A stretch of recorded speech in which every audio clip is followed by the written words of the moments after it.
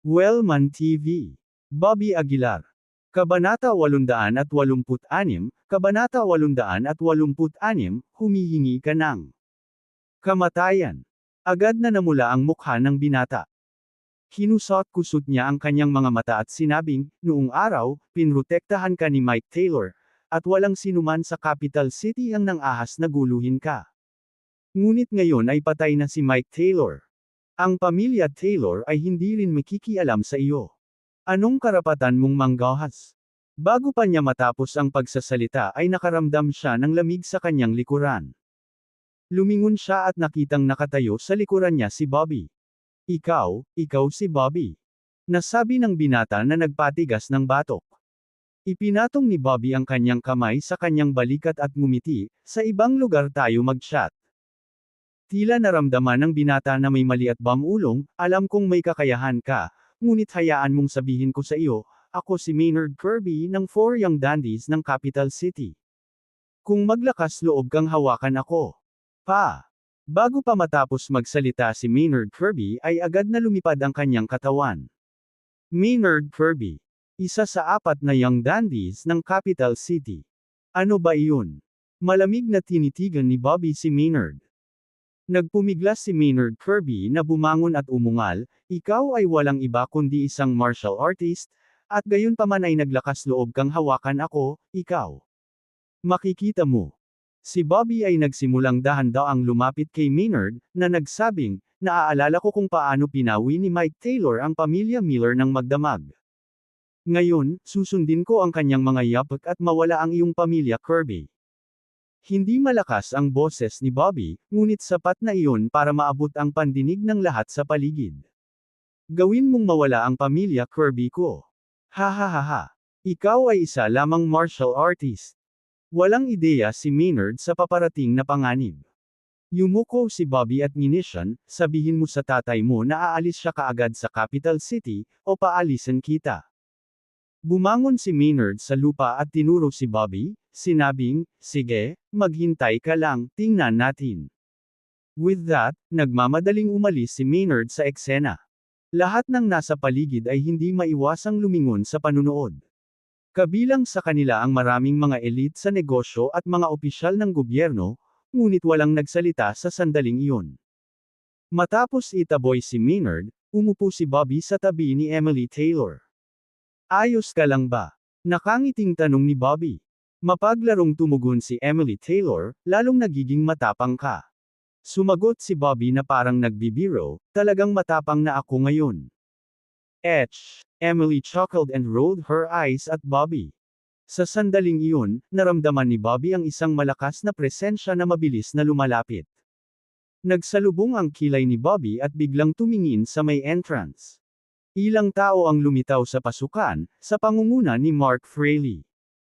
Kasama ni Mark Fraley ang 4 na half-step martial sages, isa sa kanila ay si Tyler Wright.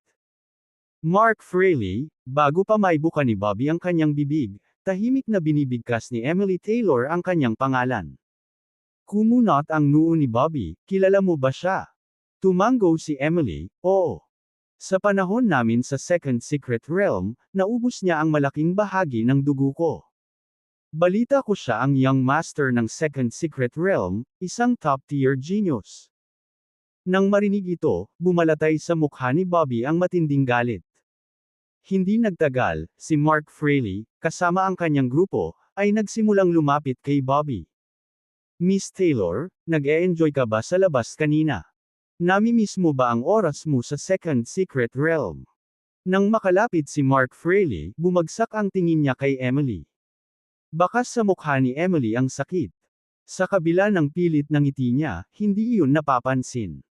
Miss Taylor, huwag kang mag-alala, malapit na kitang ibalik sa Second Secret Realm, hahaha. Panunuyan ni Mark Fraley na may kasamang umaatungal na tawa. Boom! Sa sandaling iyon, si Bobby, mula sa isang tabi, ay biglang ibinaba ang kanyang kamao. Sa pagkakataong ito, handa na si Mark Fraley at mabilis na nakaiwas sa pag-atake. Tapos, lumapit ulit si Mark Fraley kay Bobby. Anong meron? Galit ka ba? Ngumisi si Mark. Si Bobby, na kinusot ang kanyang mga mata, ay nagsabi, "Mark Fraley, tila nakakalimutan mo ang sakit pagkatapos gumaling ang sugat." Ang paalala nito ay naging malungkot ang mukha ni Mark. "Bobby, huwag kang masyadong maangas. Sa loob ng ilang araw, ipapadala ng Second Secret Realm ang Martial Saint," sabi ni Mark, nanunuya. Tumayo si Bobby, "Bago lumitaw ang Martial Saint, maaari kitang patayin ng 100 beses." Habang nagsasalita siya, si Bobby ay nagmula sa isang malakas na espiritu ng pagpatay. Napakalamig.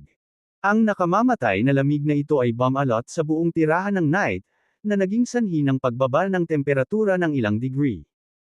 Ngumuso si Mark, "Bobby, I bet hindi mo ako kayang patayin."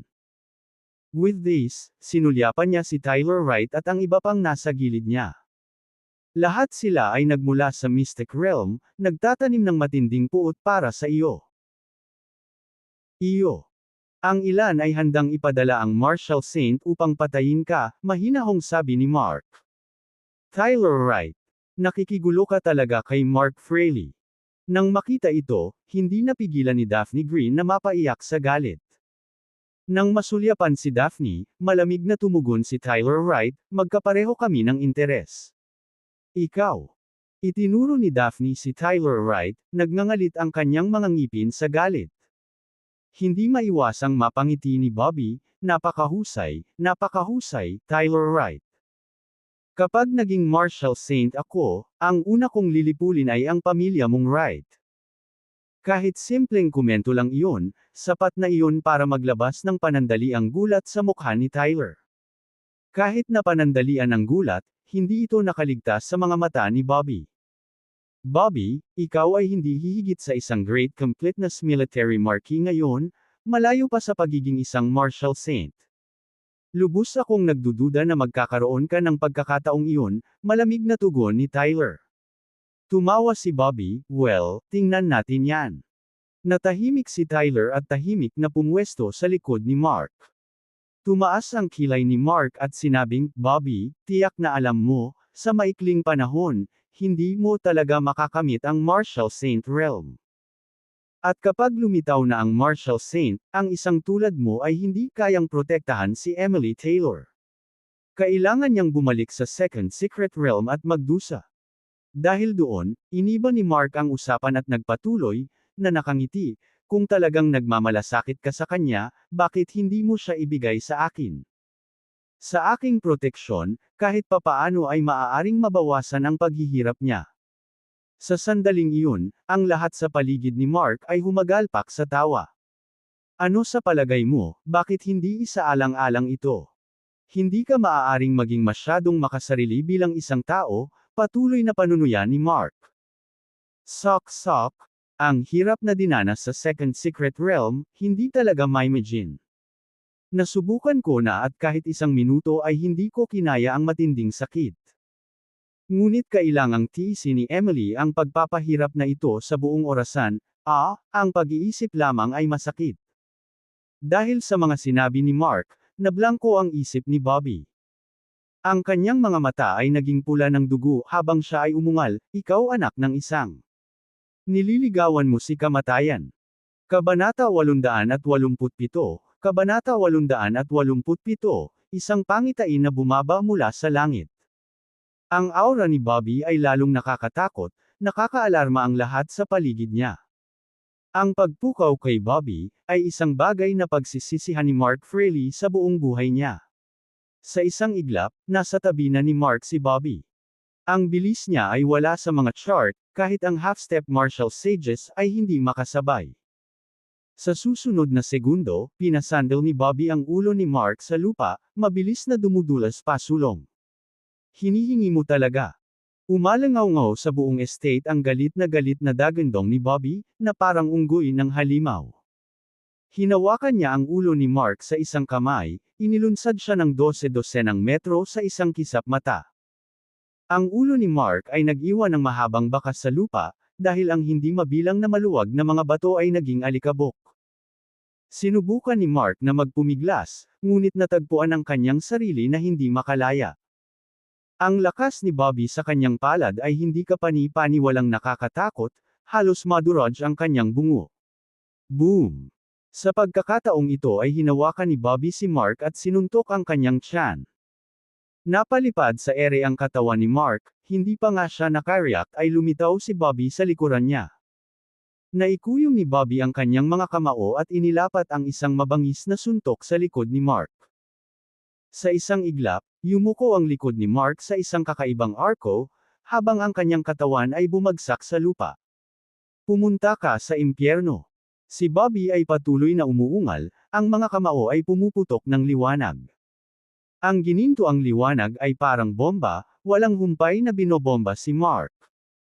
Sa ilang sandali, ang lupa ay naging malaking hukay. Kung magpapatuloy ito, maaaring mamatay si Mark Fraley dito. Gulat na bulalas ni Tyler Wright. Nagpalitan ng tingin ang ilang half-step martial sage, at sabay-sabay na sumugod kay Bobby. Sinubukan nilang pigilan si Bobby, ngunit pinalipad sila sa isang suntok. Ilang half-step martial sages ang nabigong hadlangan ang pagsulong ni Bobby ng kaunti. Boom! Sa suntok ni Bobby, nahati ang lupa, mabilis na kumalat at nahati ang buong manor sa dalawa. Emily, dapat natin siyang pigilan, kung hindi. Maaari talaga siyang pumatay ng tao, bulong ni Daphne Green. Hindi inaasahan ni Emily Taylor na magpapakita si Bobby ng gayong kamangha-manghang kapangyarihan. Tumayo siya at nagsalita sa direksyon ni Bobby, "Bobby, tumigil ka." Nang marinig ang boses ni Emily, tila bumalik ang ilang katwiran ni Bobby. Napatigil din ang kamay na nakahawak sa ulo ni Mark. Sa puntong ito, si Mark ay tila isang patay na aso na nahuli sa kanyang kamay. Siya ang matikas na bihis na binata na lumabas mula sa Second Secret Realm, at ngayon sa pangalawang pagkakataon, brutal siyang binugbog. Itinabi ni Bobby si Mark at pagkatapos ay ibinaling ang tingin kay Tyler Wright at sa iba, malamig na sinabing, "Tatandaan ko kayong lahat. Hindi ko hahayaan ang sinuman." Nakaramdam si Tyler Wright ng lamig sa kanyang gulugod nang marinig ang kanyang mga salita. Nagsimula ring mag-alinlangan ang half-step martial sages na nagbabalak makialam. Hindi pwede. Ang lalaking ito ay parang asong baliw. Kapag kumilos tayo, baka mapatay tayo dito. Umalis, siya ay higit pa sa kung ano ang isang half-step martial sage ngayon. Ang ilang half-step martial sage na nagtatago sa mga anino ay umalis kaagad. Si Tyler Wright at ang iba ay hindi rin naglakas loob na magtagal, binuhat nila si Mark Fraley at dali-daling umalis sa eksena. Inilibot ni Bobby ang kanyang tingin sa buong paligid, at walang nang ahas na makipag-eye contact saan man mapunta ang kanyang tingin. Phew! Bumantong hininga si Bobby, dahan-daang lumapit kay Emily Taylor, at umupo. Hindi naman kita tinakot, di ba? Medyo nahihiyang sabi ni Bobby. Kumurap sa kanya si Emily at sumagot, "Ano sa palagay mo?" Medyo nahiya si Bobby at dali-dali niyang ipinaliwanag, "Sa totoo lang, hindi naman ako kadalasang ganito." Sa sandaling iyon, inilagay ni Emily Taylor ang isang daliri sa labi ni Bobby upang patahimikin siya. "Hindi na kailangang ipaliwanag, alam ko lahat ng ginawa mo para sa akin," bulong ni Emily. Natigilan si Bobby. Pagkaraan ng ilang sandali, marahan niyang hinayla si Emily sa kanyang mga bisig. Matapos ang lahat ng kaguluhan, maraming tao ang umalis sa handaan. Ang mga nanatili ay karamihan ay mga young masters mula sa iilang maharlikang pamilya sa capital city. "Mr. Aguilar, kailangan kong bigyan ng babala, kung may lalabas na martial saint, hindi ito magiging magandang balita para sa iyo." Kinailangan ni Ricardo Bowman na mag-voice out habang kumakain. Sa katunayan, ang paglitaw ng isang martial saint ay isang bagay na itinakda na sa bato. Sa pagkakaalam ko, ang petsa ay maaaring isulong o maantala. Dagdag ni Darnell Bradley. Tahimik na tumango si Bobby at huminga ng malalim, sinabing, "Naiintindihan ko, salamat sa iyong pag-aalala." Pagkatapos kumain, kinuha ni Bobby si Emily at umalis. Habang nasa daan, tumingin si Bobby kay Emily at humingi ng tawad, "Emily, baka may mga pagbabago sa mga plano natin." Noong una, sina Bobby at Emily ay nagplano na bisitahin si Mike Taylor, ngunit ngayon ay maaaring hindi na sapat ang oras para doon. "Kahit saan ka magpunta, susunod ako." Sumandal si Emily sa balikat ni Bobby, mahinang bamulong. Hindi na ito magtatagal, bibigyan kita ng matiwasay na buhay, mahinang sabi ni Bobby. Kinabukasan. Kinuha ni Bobby si Emily at tinungo ang Green Moon Villa. Pagdating sa spiritual spring na malapit sa Green Moon Villa, nakita nila si Spike Schneider na hinahaplos pa rin ang mga mystic key. Gaano katagal ito? Tanong ni Bobby. Inilahad ni Spike Schneider ang isang daliri at sinabing, humigit kumulang isang araw. Seryosong tanong ni Bobby, maaari bang baguhin ang mystic keys ng mystic realm na ito? Tumigil si Spike Schneider sa kanyang ginagawa at umiling, at least hindi ko magawa. Iniwan nito si Bobby sa isang mahirap na lugar. Siya ay nag-aalala na ang mystic realm na ito ay matuklasan at iyon ay magdudulot ng gulo. Sa mga kakayahan ng Capital City Martial Arts Association, magiging madali ang paghahanap ng master ng mystic realm. Ngunit kailangan nating gumawa ng isang hakbang sa isang pagkakataon at sana ay makarating sa Martial Saint Realm bago nila ito matuklasan. Napaisip si Bobby sa sarili. Hanggat tumuntong siya sa Martial Saint Realm, walang dapat ikatakot si Bobby. Sa sandaling ito, nahulog ang tingin ni Spike Schneider kay Emily Taylor. Ikaw si Emily Taylor. Tinitingnan ni Spike Schneider si Emily pataas at pababa habang nagtatanong. Tumango si Emily Taylor at sinabing, hello. Hinaplos ni Spike Schneider ang kanyang baba at sinabing, nabalitaan ko na si Miss Taylor ang numero 1 kagandahan sa Capital City. Ngayon, nakikita ko na hindi ito basta-basta usapan, at sa totoo lang, ikaw ang hinahangaan ko noong bata pa ako.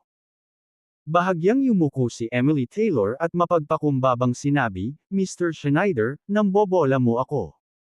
Sige, huwag na tayong mag-aksaya ng oras, subukang hanapin ang mystic key sa lalong madaling panahon. Sabi ni Bobby sa gilid. Hindi na nagsalita pa si Spike Schneider at nagpatuloy sa paggalugad sa mystic key. Lumipas ang oras, at sa isang kisap mata, gabi na. Ito ay isang tahimik na gabi, na may mga paminsan-minsang ingay ng mga insekto at ibon. Si Bobby at Emily ay nakahiga, nakatingin sa langit, nakakaramdam ng relax at komportable.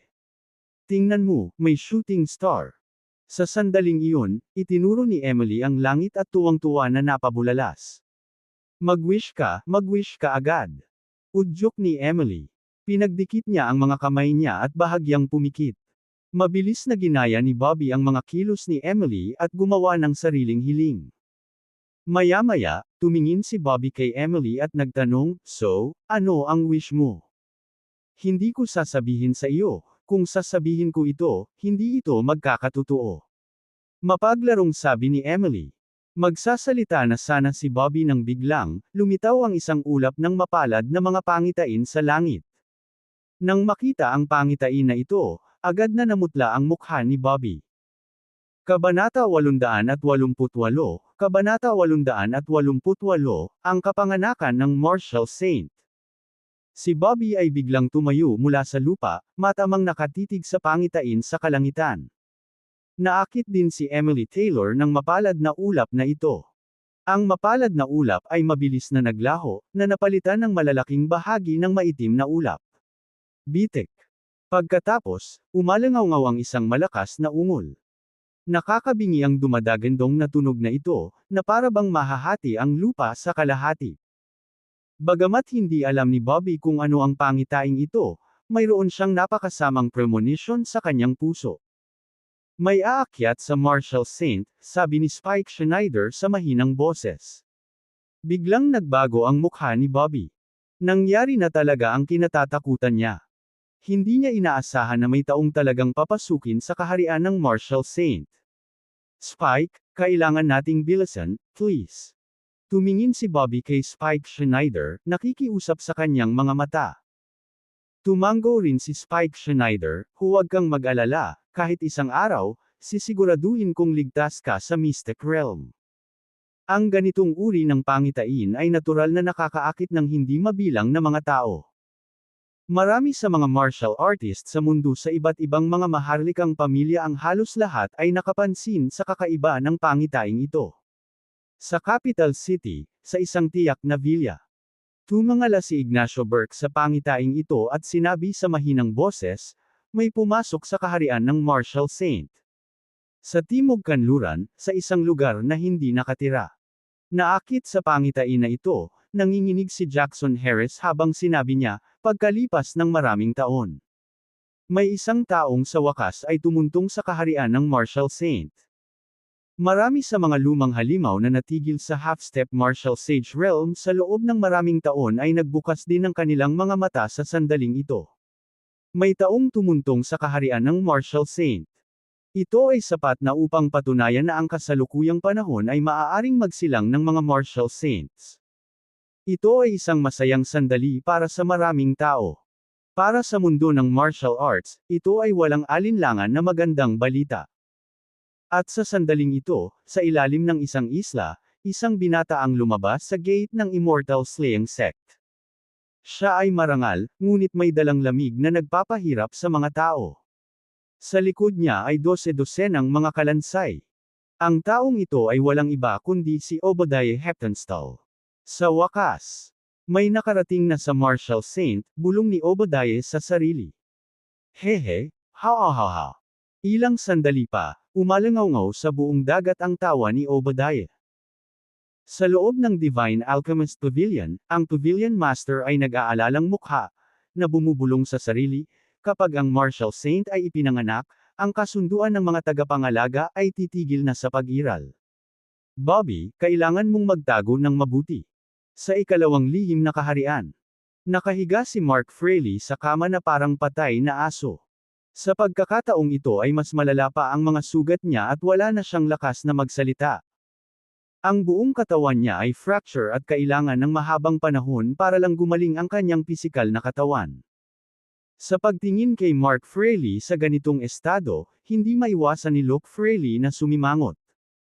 Kung nawalan ka ng mukha ng isang beses, sapat na iyon, ngunit paano ka pupunta at mawala ang mukha sa pangalawang pagkakataon? Iritadong sigaw ni Luke Fraley. Hindi niya maintindihan, kung hindi siya ang kalaban, bakit kailangan niyang ilabas ang mukha niya para matamaan. Si Mark Fraley, na tinitiis ang sakit sa kanyang katawan, ay ginamit ang lahat ng kanyang lakas at sinabing tahimik, patayin. Patayin si Bobby. You better rest.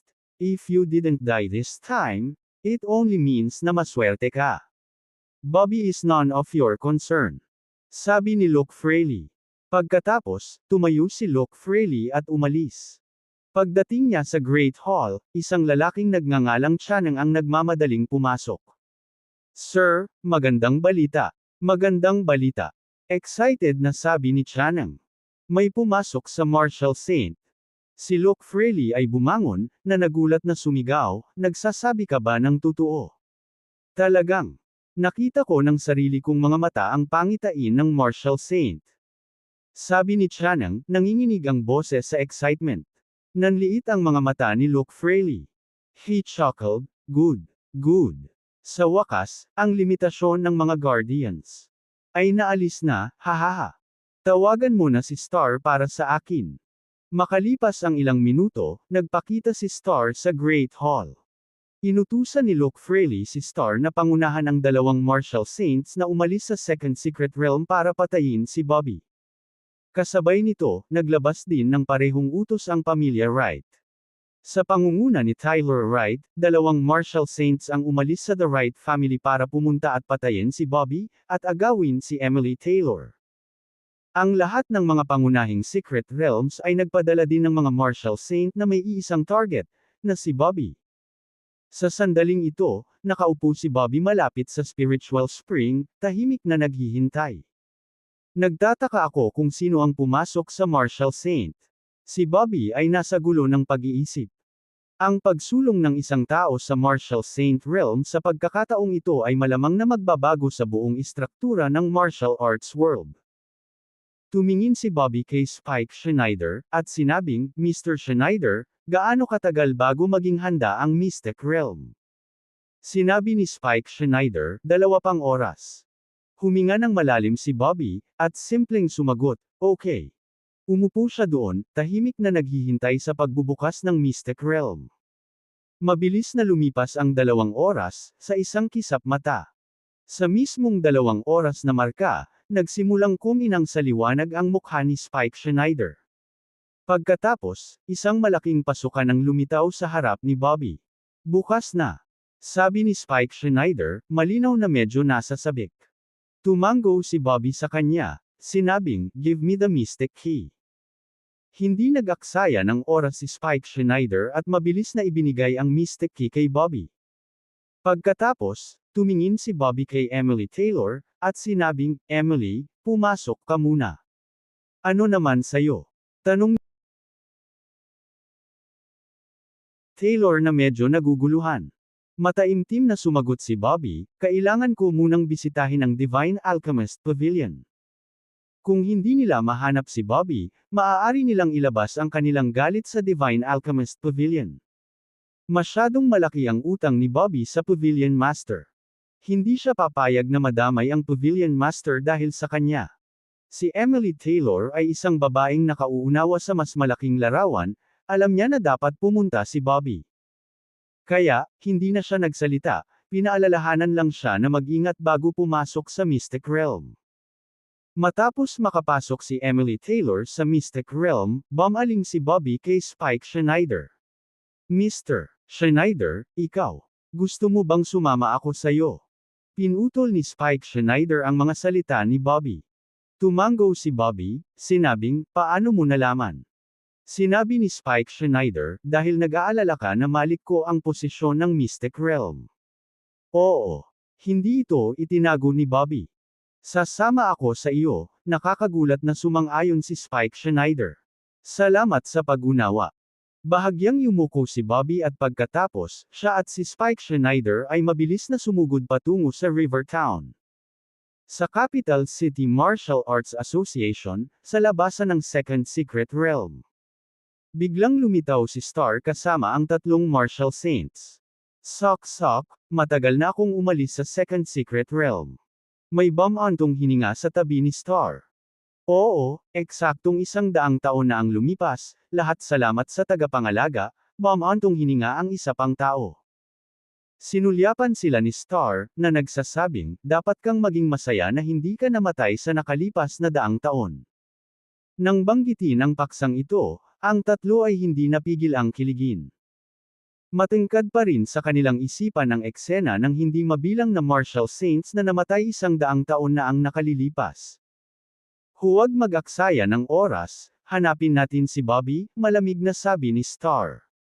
Sa kabilang banda, sa tuktok ng isang mataas na bundok, pinamunuan ni Tyler Wright ang 2 Martial Saints palabas.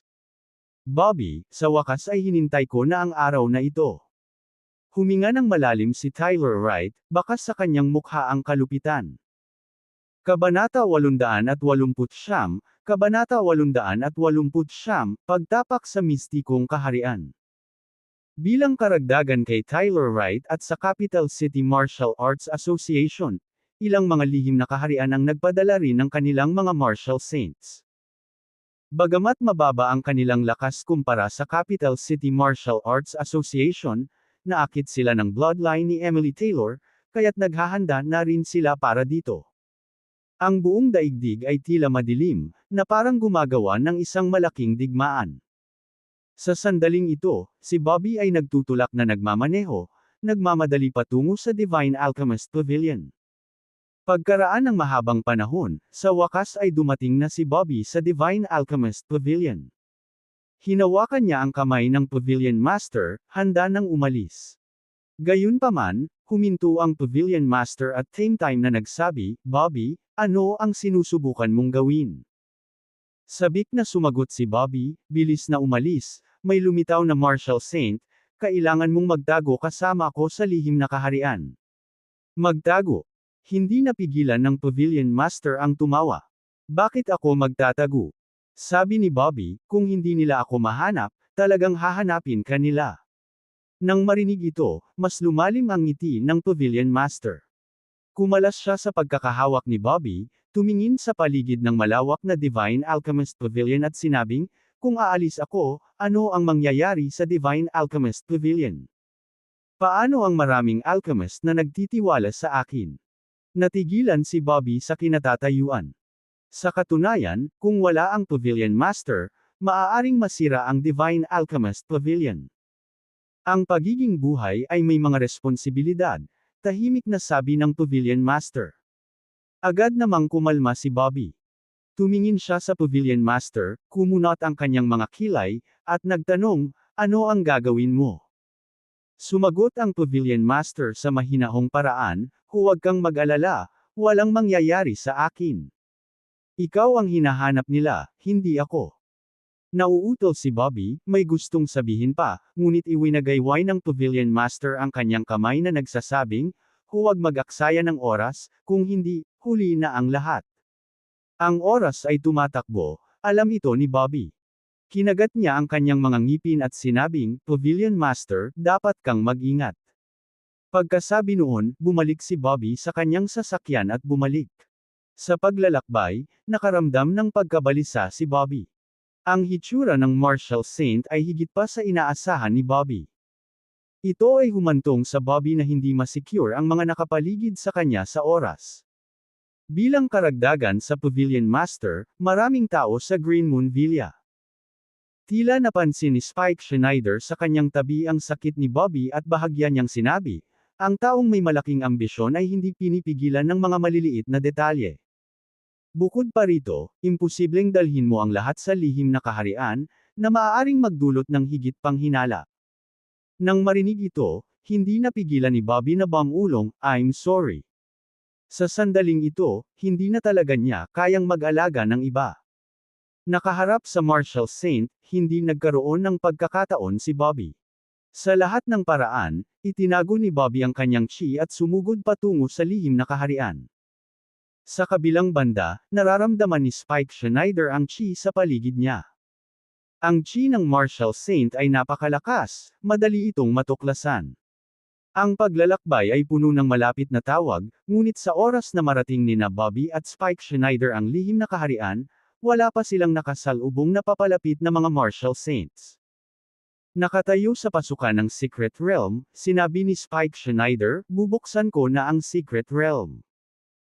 Tumango lang si Bobby bilang pagsang-ayon, tumingin siya sa paligid, hinihintay ang pagbubukas ng lihim na kaharian ni Spike Schneider. Sa sandaling iyon, naramdaman ni Bobby ang paglapit ng tatlong nangingibabaw na chi. Pamilyar ang sensasyong ito, ang napipintong panganib na nagmumula sa isang Martial Saint. Hindi maganda. May darating na Martial Saint. Mabilis na tumingin si Bobby kay Spike Schneider. Bilisan mo, faster. Udyok ni Bobby. Nanatiling tahimik si Spike Schneider, habang nakapikit, dahan-dahan niyang binuksan ang lihim na kaharian. Sa tarangkahan ng Green Moon Villa, tatlong Martial Saints ang lumitaw. Ang tatlong ito ay walang iba kundi si Star at ang iba pa na ipinadala ng Second Secret Realm. Malamig na tiningnan ni Star ang lugar at sinabing, ito ang sekta ni Bobby. Pagkasabi noon ay ipinikit ni Star ang kanyang mga mata. Pinakawalan niya ang kanyang napakalakas na divine sense, hinahanap ang figure ni Bobby. Ang banal na pakiramdam ng isang Martial Saint ay hindi kapani-paniwalang malakas, ang paghahanap ng isang tao ay napakasimple. Bukas na. Pumasok ka muna. Sa mahalagang sandali, binuksan ni Spike Schneider ang lihim na kaharian. Hindi nang ahas si Bobby na mag-aksaya ng oras at mabilis na sumisid sa Mystic Realm. Sa sandaling pumasok si Bobby sa Mystic Realm, nawala rin ang presensya niya sa mundong ito. Di nagtagal, sinundan siya ni Spike Schneider sa Mystic Realm. Ang Mystic Realm ay dahan-daang nagsara, at ang lahat ay bumalik sa katahimikan. Humihingal si Bobby, isang patong ng malamig na pawis ang namumuo sa kanyang noo. Ang pakiramdam ng malapit ng mamatay ay nagpalamig sa gulugod ni Bobby. Masyadong matindi ang pressure mula sa Martial Saint, napabuntong hininga si Bobby, nababalot sa kanyang mga tampok ang pagkabalisa. Tiyak na hindi kanila nakita, sabi ni Spike Schneider mula sa gilid. Pinilit ni Bobby ang mapait na ngiti, sana nga. Pagkasabi noon, tumingin si Bobby sa mundong nasa harapan niya. Ang Mystic Realm na ito ay mas malaki kaysa sa naisip ni Bobby, kahit na maihahambing sa Second Secret Realm. Higit pa rito, ang nakapalibot na kapaligiran ay kahawig ng isang utopia, na may bumabalot na espiritual na chi na nagpapainit sa isang tao. Ang ganitong siksik na chi ay isang bagay na hindi pa nakikita ni Bobby. Dahil sa liwanag ng paligid, nagsimula pang ang maghinala si Bobby kung totoo nga ba ang utopia ni Tao Yuanming. Phew, sobrang siksik ng chi. Inilahad ni Bobby ang kanyang mga braso, ang kanyang buong katawan ay nakaramdam ng hindi kapani-paniwalang komportable. Sa isang kapaligiran na mayaman sa chi, ang paggana ng isang tao ay bubuti at ang kanilang habang buhay ay tatagal. Bagaman ang chi dito ay talagang siksik, mayroong isang nakamamatay na depekto, biglang sinabi ni Spike Schneider sa sandaling ito. Kapintasan. Mabilis na tumingin si Bobby kay Spike Schneider. Bumantong hininga si Spike Schneider bilang pagsang-ayon, ang mystic realm na ito ay may maliit na bitik na posibleng magresulta sa sakuna. Sa puntong ito, itinuro ni Spike Schneider ang direksyon ng pasukan, na nagpatuloy, ang espiritual na spring sa paligid na ito ay ipinanganak dahil sa pagkakaroon ng crack na ito. Madiin na nagsalubong ang mga kilay ni Bobby. So sinasabi mo, ang lamat na ito ay maaaring humantong sa iba na matuklasan ang lugar na ito. Seryosong sabi ni Bobby. Tumango si Spike Schneider, theoretically, posible talaga iyon. Agad na lumubog ang mukha ni Bobby. Kung ito ang kaso, hindi rin ligtas ang mystic realm na ito. Ngunit huwag masyadong mag-alala. Ang crack na ito ay maliit, kaya ang karaniwang tao ay mahihirapang matuklasan ito, biglang iniba ni Spike Schneider ang paksa. Nanatiling tahimik si Bobby saglit, pagkatapos ay bumulong, tingnan natin kung ano ang mangyayari.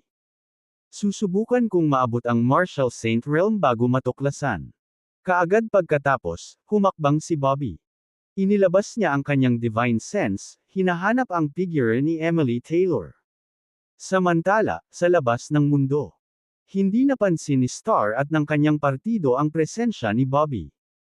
Sa sandaling ilabas niya ang kanyang divine sense, nakapasok na si Bobby sa mystic realm. Wala siya dito. Malamig na sabi ni Star. Go, inquire from the locals here, utos ni Star. Ang Martial Saint sa tabi niya ay agad na umakyat, nakatingin sa Green Moon Villa ng may kataasan.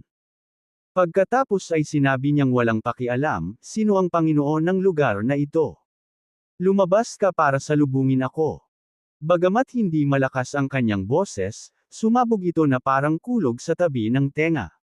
Natigilan ang lahat sa boses na ito. Si Polly Reeves ay nagmamadaling lumabas ng Great Hall. Tiningnan niya ang Martial Saint na umaaligid sa himpapawid at tahimik na nagtanong, "Ako ang Panginoon ng lugar na ito. Sino ang maaari kong tanungin kung ikaw?" Ang Martial Saint ay hindi umimik, bagkus ay itinaas lamang ang kanyang kamay, at isang nakakatakot na puwersa ang direktang tumangay kay Polly Reeves sa kanyang harapan. Si Polly Reeves ay itinaas sa hangin, ang gulat ay bumalatay sa kanyang mukha. Nasaan si Bobby? Malamig na tanong ng Martial Saint. Mabilis na sinabi ni Polly Reeves, hindi ko alam, matagal nang hindi nakabalik si Mr. Aguilar. Hindi mo alam. Pinaikit ng Martial Saint ang kanyang mga mata, bumababa ang nakakatakot na pressure. Ang kanyang mga tingin ay direktang tumagos sa banal na kahulugan ni Polly Reeves. Ito ang kapangyarihan ng isang Martial Saint. Sa harap ng isang Martial Saint, hindi mo kayang magsinungaling. Naramdaman na lang ni Polly Reeves na blanko ang kanyang isipan, parang umiikot ang kanyang paligid. Nasaan si Bobby? Tanong ulit ng Martial Saint. Nahihilo lang si Polly Reeves, para siyang nahipnotismo, hindi maitago ang kanyang iniisip. Kabanata 870, Kabanata 870, Paglilinang ni Emily Taylor. Mr. Aguilar. Nasa capital city siya. Natatarantang sabi ni Polly Reeves. Walang ideya si Polly na nakabalik na si Bobby, kaya inakala niyang nasa capital city pa ito. Capital City. Kumunat ang noo ng Martial Saint dito. Tinabi niya si Polly at saka naglakad papunta kay Star. Si Bobby ay nasa capital city. Nilingan niya si Star at seryosong sinabi. Sumimangot si Star at malamig na sumangot, nasa capital city si Bobby. Kailangan natin siyang hanapin agad. Sa sandaling ito, hinahanap ni Bobby si Emily Taylor. Sa unahan ng Mystic Realm na ito ay isang malaking kagubatan na may hindi mabilang na mga puno. Sa kabila ng kagubatan, may isang tirahan. Ang tirahan ay medyo magaspang, ngunit ang lugar ay hindi maliit. Nagulat si Bobby nang makita ang tirahan sa harap niya. Dahil ito ay kasing simple ng anumang ordinaryong bahay, sobrang crudo. Ito ay dapat na isang mystic realm na nilikha ng ilang makapangyarihang realm cultivator, sabi ni Spike Schneider mula sa gilid. Tumango si Bobby, oo, hindi ito mukhang sekta. Sa malawak na mystic realm, ito lang ang tirahan. Bukod dito, kagubatan at bundok lamang ang mayroon. Ang paggamit ng napakalawak na mystic realm bilang isang tirahan, ito ay talagang sobra-sobra. Hindi napigilan ni Bobby na mapabuntong hininga. Sinabi ni Spike Schneider sa kanyang tabi, tunay na ito ay maluho. Ngunit ang ganitong uri ng mystic realm ay hindi talaga malawak. Nagulat si Bobby kay Spike Schneider, hindi kalawakan. Mayroon pa bang mas nakakatakot na mga lugar doon? Tumawa si Spike Schneider, batay sa aking pagsasaliksik sa mystic realms, ang mga nangunguna ay maaaring ituring na mga tunay na mundo, hindi na nila kailangang umasa sa kasalukuyang mundo para umiral. Hindi napigilan ni Bobby ang magmura ng tahimik. Ang paglilinang ay talagang isang mahabang daan. Kung gaano dapat kitikot ang enerhiya ng isang tunay na top-level cultivator, halos hindi maisip ng isa. Umiling si Bobby, napakalayo ng mga bagay na ito sa kanya. Ang pinakamahalagang bagay ngayon ay ang tumuntong sa Martial Saint Realm sa lalong madaling panahon. Pagkatapos, pumasok sina Bobby at Spike Schneider sa silid. Pagpasok pa lang nila sa kwarto ay nakita nila si Emily Taylor na naglilinis. Nang makitang pumasok si Bobby, mabilis na lumapit si Emily Taylor, nasaan si Lord Pavilion Master? Umiling si Bobby, siya, hindi dumating. Hindi na nagtanong pa si Emily Taylor, tumango lang siya. Pagkatapos, inayos ni na Bobby at Emily Taylor ang silid mula sa loob at labas. Sa ganitong paraan, nagkaroon sila ng lugar upang manirahan. Sa kanyang libreng oras, huminga ng malalim si Bobby, naramdaman ng chi na nagmumula sa buong paligid. Sa ganitong uri ng kapaligiran, dapat ay mabilis akong makatuntong sa Martial Saint Realm, naisip ni Bobby sa kanyang sarili. Habang iniisip niya ito, biglang nagdilim ang paningin ni Bobby, at sa mukha siya ng isang subaw ng sariwang dugo. Nang makita ang nakagugulat na tanawin ng sariwang dugo, ang mukha ni Emily Taylor ay agad na nagpakita ng mga palatandaan ng gulat. Ano? Anong meron? Nasugatan ka ba? Napatingin si Emily Taylor sa mukha ni Bobby, kaliwat kanan itong sinusuri. Pinunasan ni Bobby ang dugo sa kanyang bibig, at umiling, hindi, ito ay isang nakatagong sakit. Nakatagong sakit. Anong nangyayari? Tanong ni Emily Taylor, nangunot ang kanyang mga kilay habang malamig na nakatitig kay Bobby. Walang pagpipilian si Bobby at kailangang ipaliwanag ang nangyari kay Emily Taylor. Hanggat ako ay tumuntong sa Martial Saint Realm, ang sugat na ito ay maghihilom sa sarili nitong, sabi ni Bobby. Sabi nito, bakas pa rin sa mukha ni Emily Taylor ang pag-aalala. Pagkaraan ng ilang sandali, biglang sinabi ni Emily Taylor, kung gayon, turuan mo ako kung paano magtanim. Natigilan si Bobby at saka ngumiti, okay. Si Emily Taylor ay may dugo na nagpagulo sa lahat ng Mystic Realms. Kung siya ay tumahak sa landas ng paglilinang, ang kanyang hinaharap ay walang limitasyon. Ang Capital City Martial Arts Association at Dominic Taylor ay nagsabi na kung si Emily Taylor ay pumasok sa paglilinang, ito ay isang hindi kapani-paniwalang mapanganib na bagay. Sa looban, tinuturuan ni Bobby si Emily Taylor kung paano huminga ng tama at lumabas. Sa loob lamang ng kalahating oras, natutunan ni Emily Taylor ang pamamaraang ito ng paghinga sa loob at labas. Ang nakapalibot na chi ay sumusugod sa katawan ni Emily Taylor na parang bukal. Nagsimulang tumaas ang kanyang aura sa napakaikling panahon. Natigilan si Bobby sa nakita. Sa sobrang bilis, kahit siya ay hindi makasabay. Sobrang bilis, hindi napigilan ni Bobby ang pag-ungol. Si Spike Schneider, na nasa gilid, ay nanlaki rin ang kanyang mga mata, napabulalas, bakit hindi siya pinahintulutan ng pamilya Taylor na linangin. Ito ay isang malaking pag-aaksaya ng talento. Habang humihinga at lumabas si Emily Taylor, mas pumuti ang dati na niyang maputi na balat, at lumitaw ang kakaibang kalidad, na nagmistulang isang dalagang engkanto. Makalipas ang ilang minuto, binuksan ni Emily Taylor ang kanyang mga mata. Kumurap-kurap, maingat siyang nagtanong, tama ba ang ginawa ko? Sa wakas ay bumalik sa sarili si Bobby at mabilis na tumango, oo, talagang tama. Hindi ka pinapayagang magsinungaling sa akin, Emily Taylor pouted. Isang mapait na ngiti ang sumilay sa mga sulok ng bibig ni Bobby. Hayaan mong sabihin ko ito sa paraang ito, ang iyong paglilinang ay naglalagay sa akin sa ilalim ng labis na presyon, nagbitiw si Bobby na umiling. Si Spike Schneider, mula sa gilid, ay nagbigay din ng thumbs up, na nagdedeklara, talaga Miss Taylor, kahit sa cultivations, napakarami mong naabot. Medyo nahiya si Emily Taylor dahil sa papuri nilang dalawa. Siguro. Dapat ko ring linangin kasama mo. Iminungkahi ni Emily Taylor. Oo naman. Matigas na tango ang tugon ni Bobby. Pagkatapos, nang hindi nag-aksaya ng panahon, inilabas ni Bobby ang kanyang koleksyon mula sa Special Magic Artifact, at nagsimulang maglinang. Para kay Bobby, pinayagan ng Dark Heart at Ice Glazed Heart ang pinakamabilis na pagsipsip. Kaya, sadyang pumili si Bobby ng ibang lugar mula kay Emily Taylor. Hinawakan niya ang ice-glazed heart sa hangin, dahan-daang hinihigop ang chi na ibinubuga nito kasama ang Heaven Swallowing skill. Divine Alchemist Pavilion. Si Tyler Wright, na nasa gilid ng dalawang martial saints, ay nakatayo sa gitna ng plaza. Inilibot niya ang kanyang tingin sa paligid bago mahinahong humiling, ilabas ang Lord of Medicine God Pavilion upang makita ako. Sumunod ang ikatlong elder, nakasimangot, sino ka? Bakit gusto mong makita ang ating Pavilion Master? Sumulyap si Tyler Wright sa kanya, tumugon, hindi ka karapat-dapat na makipag-usap sa akin. Nang sisigot pa sana ang ikatlong elder, isa sa mga martial saint sa likod ni Tyler Wright ang nagtaas ng palad.